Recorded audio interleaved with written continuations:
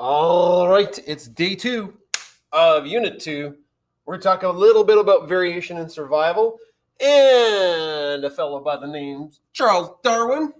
Okay, so we talked yesterday, or whenever you're listening to this. Maybe you took yesterday off. Maybe you're watching these back to back. Maybe you're binge watching Science 20 videos. I don't know what's going on. Nothing matters anymore. We talked yesterday about how organisms will grow exponentially if they have unlimited resources. That does not occur because resources are not unlimited and they reach a carrying capacity. They hit a wall. The S curve happens.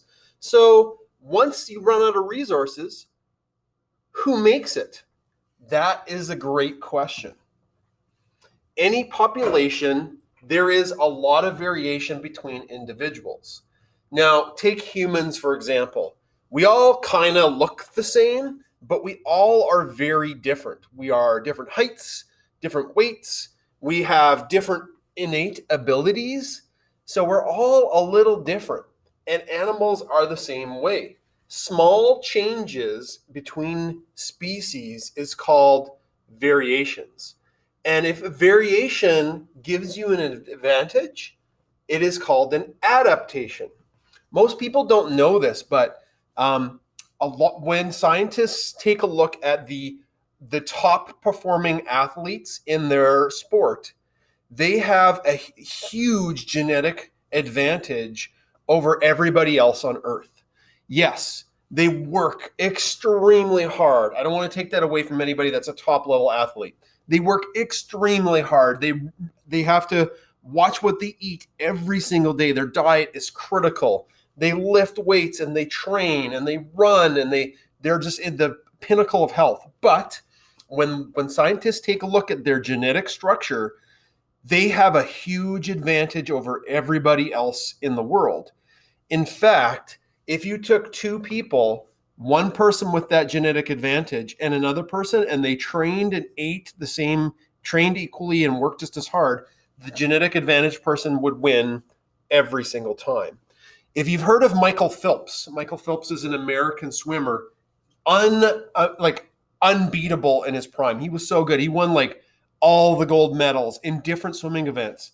The guy is huge. Like I think he's 6'5" or 6'6", and his hands are 25, depending on who you're studying, 25 to 35% bigger than the average person, and his feet are 40% bigger than the average person. So in swimming, when your hands and your feet are like flippers, just that alone gives you a huge advantage. Also, when they took a look at Michael Phelps' lactic acid production, he produced way less lactic acid than the average person. Now, part of that could be because he's such a phenomenal athlete, but some of that is his genetic advantage. Lactic acid is the burning you feel in your muscles, like when you've tried to do too many push-ups and you can't do push-ups anymore. You're done. Lactic acid is that burning sensation. It's like the leftover from metabolism. Anyways, back to this. So individuals with variations, these small changes that give them an advantage, are more likely to survive. So if at the end of after a year, only the best swimmers of humans were allowed to survive, like maybe the world flooded and at the end of the year, you had to swim like 30 kilometers to safety. Well, all of the people like Michael Phelps who had a genetic advantage to swim, they would survive, and everybody else who sucked at swimming would drown, and all of your genes and DNA would die with you. You wouldn't pass that on. Now, if that happened every year, then only the Michael Phelps swimmers would survive. Basically, they would get to wherever they're going first. They would have first chance at the resources. So it's no stretch of the imagination to think that if nature is under this pressure, it's called selective pressure all the time, this leads to changes over centuries and thousands and millions of years. So here's a whole bunch of different adaptations. Polar bears were once grizzly bears, but in a massive ice age, the whiteness of the bear's coat hid them from the animals on the white ice and snow. So polar bears are relatively new. You don't see polar bears anywhere else but on the ice because their white coat gives them an advantage of hunting. Okay. And a giraffe. Okay, so where does variation occur? And why does variation exist? Every time animals reproduce, there are slight changes in the genetic code. And that's the DNA found in every cell in your body.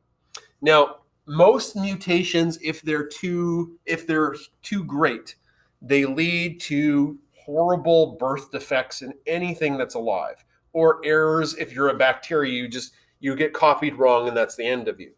But small changes, if that small change in your genetic code gives you a little bit of an advantage, if there are limited resources, that limited or small advantage is the difference between life and death. DNA is passed down to all offspring, regardless of how reproduction occurs. Humans get jiggy with it through sexual reproduction. Bacteria just divide themselves. But if that mutation occurs, the offspring or the copies have that same change. Now, through sexual reproduction, because there are two parents, the DNA is mixed, quote unquote mixed, which means that through sexual reproduction, any animal that reproduces sexually, the offspring have a greater chance of being different. Whereas if you have asexual reproduction, which is like what bacteria go through in some plants, every offspring is basically a copy, a clone. So they can reproduce faster, but they have less ability to adapt to a new situation. That's why, for the most part, when we develop, for example, antibiotics versus types of bacteria, the antibiotic kills them all because they're all the same. So any individual that survives a selective pressure in the environment will pass their gene on to their offspring.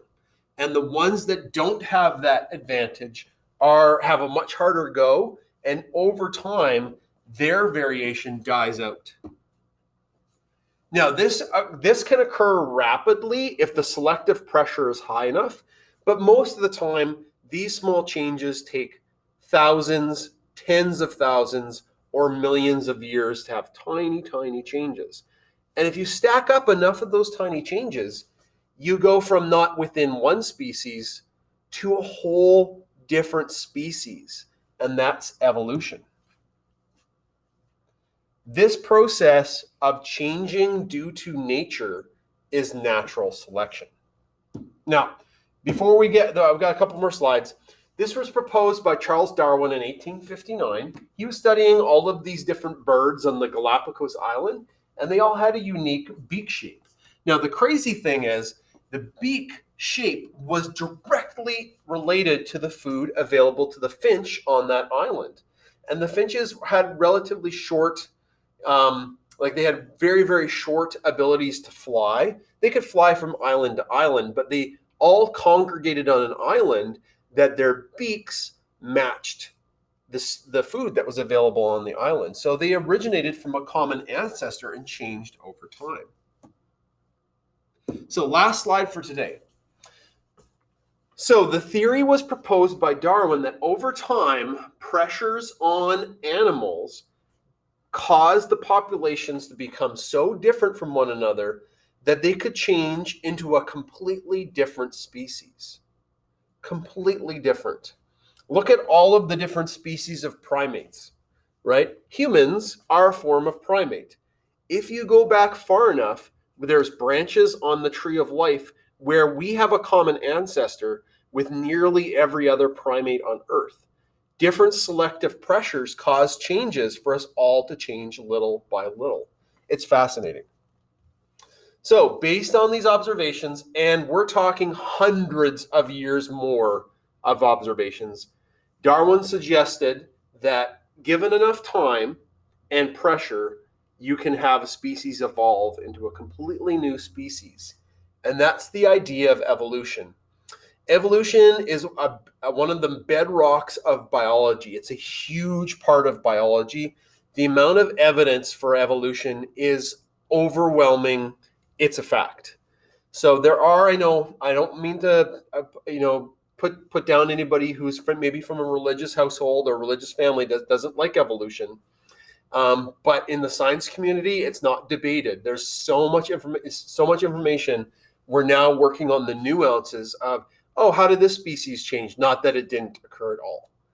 Okay, so that's the end of the lesson today. Now, you guys over today and tomorrow, today's Thursday, you have a 10-question Google quiz to do. And please remember to get in your wanted poster.